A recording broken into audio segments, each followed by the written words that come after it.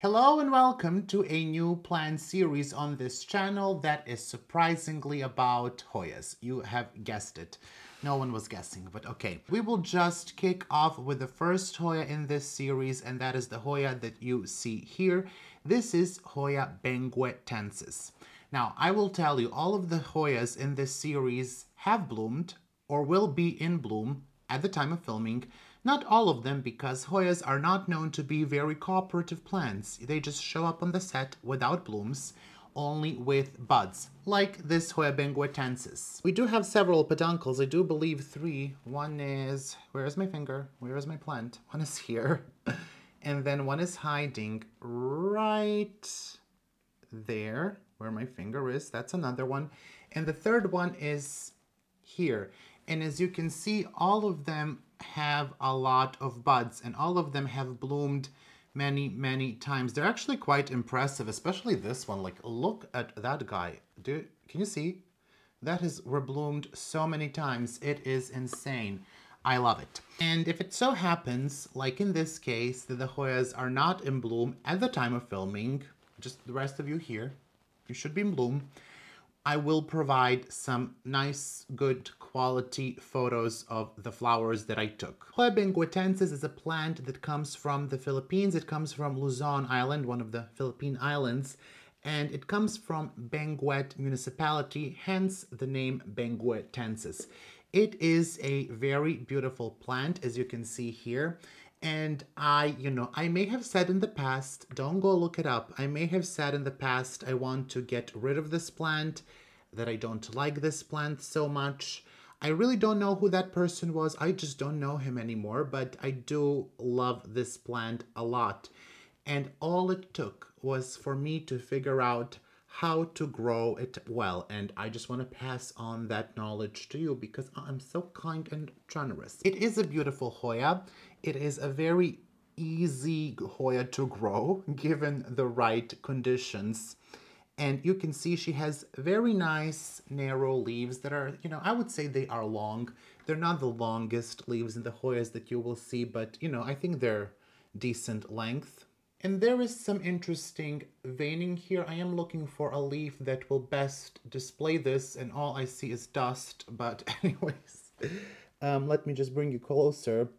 You can see some of those leaves have very nice veining on them. Once again, it's not Hoya clemensiorum, it's not Callistophila that everyone loves. I don't like Hoya callistophila, but the leaves are very nice looking. The flowers on this plant are exceptional. My Hoya benguetensis has very red flowers.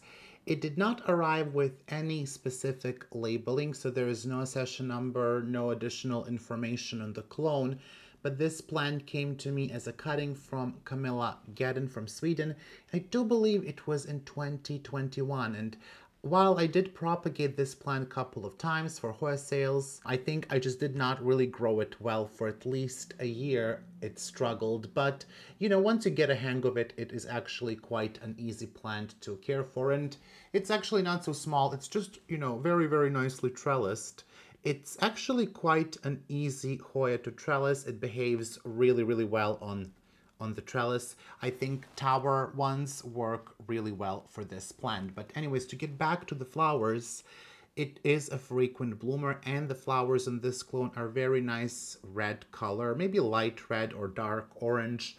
I do see some different colors on the internet, and I know that my friend Farah from Sweden had a clone that has a different color of the flower, and she actually wanted this clone for me to send it to her because she really liked the coloration. But anyways, I have to insert a quick voiceover here because my friend Farah sent me a photo of her cutting in bloom, the cutting which she got from me, and she got it because my plant blooms red. But as you can see in the photo, that is not the case for her. So definitely different conditions will impact the coloration of the flower. My plant has never bloomed this color. It has always been some shade of red, darker or lighter red. It has never been yellow. So I do believe this could be in relation to the temperature, not so much the light, because I do believe that she also has it under artificial light. I did talk about this before when I referenced my Hoya amrita, that maybe you know as frogfoot. It is most likely platycollis, but that plant sometimes for me blooms red, sometimes it blooms yellow, but in the case of benguetensis, yellow has never happened, not in my conditions, but here you go. Flowers, beautiful. They produce a lot of nectar. It's not super sticky, but there will be a lot of nectar, and they make a bit of a mess, but it's not too big of a problem. It can attract sometimes mealybugs. We actually had mealybugs recently on this plant, which we do not appreciate. Stop attracting the mealybugs. And it is, as I said, a frequent bloomer. The flowers for me don't last super long, maybe 2-3 days. I see for some people they last 4 days. I don't think it was ever that long for me. Oftentimes I just find that they are out of bloom very quickly. Of course, she makes up for that by frequently blooming, but yeah, for me they just don't last super long. Of course, when we talk about the length of the flowering, it will all depend on the conditions, on the temperature. So if it's slightly cooler, they can last a bit longer, but I don't think this plant would like to be cool. Maybe 18 degrees of Celsius, but not really. It's not a carnosa. It's not gonna go that low. I don't think she would tolerate it nor grow well. Also, some people do say it does have a scent. I don't detect anything when I smell it, but that is also very tricky. My grow tents are on a different schedule than night and day here, so if there is a scent, it would probably be in the morning or night time, and my tents turn on when it's night in actual life here, so a bit tricky for me to smell it. But anyways, I just don't detect any scent, and if there is one, I don't think it's very strong. But if you have detected a scent on this Hoya, let me know. It is also possible that different clones have a different scent, that some are more fragrant than the others. Similar to Hoya benguetensis, in my opinion, I don't see much difference, except that I am particularly terrible at growing my Hoya benguetensis.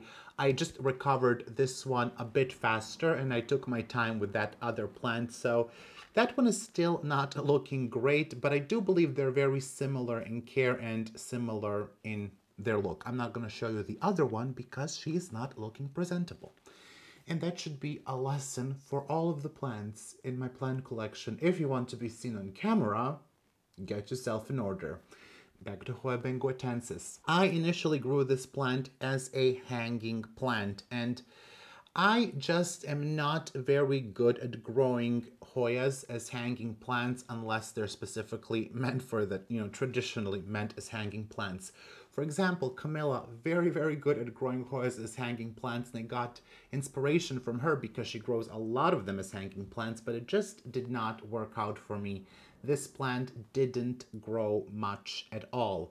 And I tried with several others, but I just am like traditional Hoyas, traditional hanging Hoyas will work for me. So Valiniana, Lacunosa, Linearis, Hoya species affinity, Burtoni, Mathilde, etc. Those will work, but something that's like this just doesn't work as a hanging plant for me.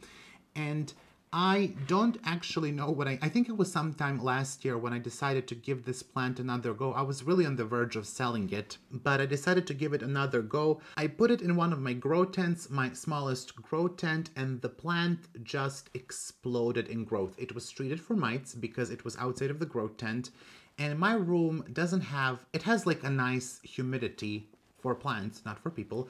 Like for example, now I can see it is 66% humidity and 21 degrees of Celsius. So that's a decent humidity, I would say, but just this plant was not having it, and I was not watering it enough. And I'm saying all of this so you can kind of learn from my mistakes here. So I moved her to a grow tent, and it was in a regular pot in the grow tent, and it just exploded with growth. It started to flower a lot. Then I decided to treat her a bit nicer. I put her on this trellis, and I put her in a self-watering pot. This is a self-watering pot. You would have never guessed it because the reservoir is frequently empty, and there are some roots, but not massive roots. So I would say it's not a huge root system that this plant was going to make. I really think that she does appreciate self-watering pot. This one drinks water just like crazy, or maybe it's regular amount, but I find it to be very thirsty compared to some of the other plants like Carnosa, Callistophila. She is just very, very thirsty Hoya, in my opinion.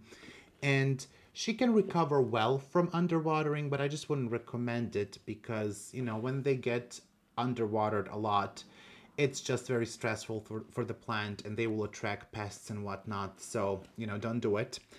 But I grow her in self-watering pot now, and this is a mix of cocoa peat and perlite mostly, but there is a tiny bit of bark and some old flowers. Let me just see if I can get a close-up of that mix. So we can kind of see there what's happening.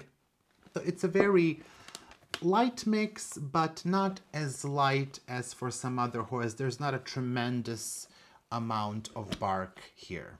And even though the reservoir is empty, when I lift the pot, I can feel, you know, there's still a bit moisture there in the pot, so it's fine. The way that I use these self-watering pots is I will not always have water in the reservoir, which you may think it defeats the purpose. I just find if you keep the water at all times, for some Hoyas, it can get a bit too wet. I don't think that would be the case for this one, but sometimes I will let the reservoir dry or, you know, go empty on purpose. Let's say it's on purpose, right?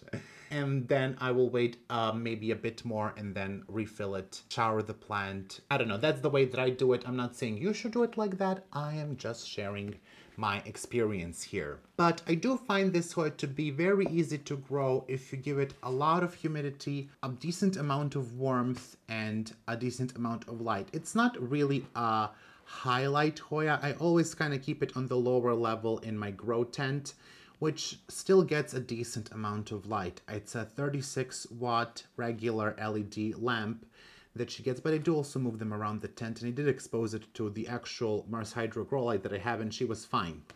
New leaves, when they come in, they have a bit more coppery color, but as they grow, you see that they turn green, and it's a very, very nice green. Some of these are the new leaves. I actually got some perlite on myself, which is lovely. So you can see they look very, very nice, and you can see here next to the peduncle how sticky that leaf is from the nectar. I would say that this plant will bloom for you in the right conditions probably every month. It is just such a giving Hoya, and I damaged some of the buds here. Oopsie. But it is such a giving Hoya. I would definitely recommend it. It really became one of my favorites as I started to grow her well. It just is such a prolific bloomer, but it is always just so nice to look at the flowers, especially because they're such a vibrant color. It is also super easy to propagate. She does make little nubs, not really massive aerial roots. Some of my Hoyas in the grow tent will make really, really long aerial roots. Not this one. She will have the nubs, which is definitely a botanical term, but you can see them there, you know, on the stem. So it is super easy to root in water, in cocoa peat and perlite, in really whatever you want. Not a particularly difficult Hoya to root, and once again, not particularly difficult Hoya to grow when you get the conditions right and when you give her enough water. That would be all about Hoya benguetensis. Join me next time for another Hoya. Have a wonderful day, and I will see you soon. I would like to take some time to thank all of my patrons for their incredible support.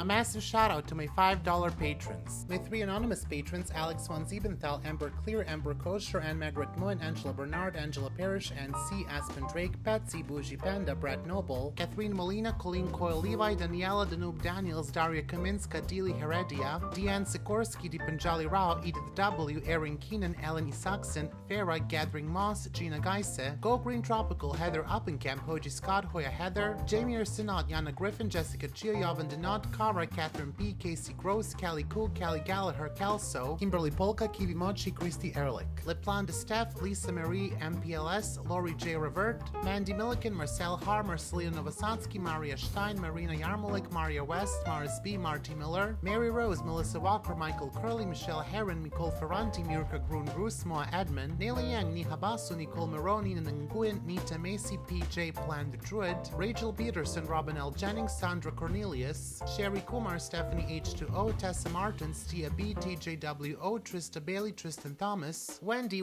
Foreman, Wendy Rossman, Xenia Green, Youth of the Walamut, Zurdarama, and Zlakov Niponi. A big thank you to my $3 patrons, Angelina Farnan, Kilone, Constance, Catherine Parsons, Lindsay Ann, Lisa Helling, Nella, Nerdy Cat, Isai Zera, Ringlov, and Tangwa Tanasria Cool. And a thank you to my $1 patrons, one anonymous patron, Alice Borland, Brandon Pacheco, Christina Greengrass, Colleen Coyle Levi, Couture Helvetica, Amelia Bronson, Joanna Pearson, Jolie Sullivan, Jonas Barr, Hjort Larson, Kayla Vavra, Kelly Ash, Chris Perez, Lauren M, Lori Ann Subramanian, Luzmin Fernandez, Millie Spicer, Olivia Chen Mueller, and Tracy the Eyepuller.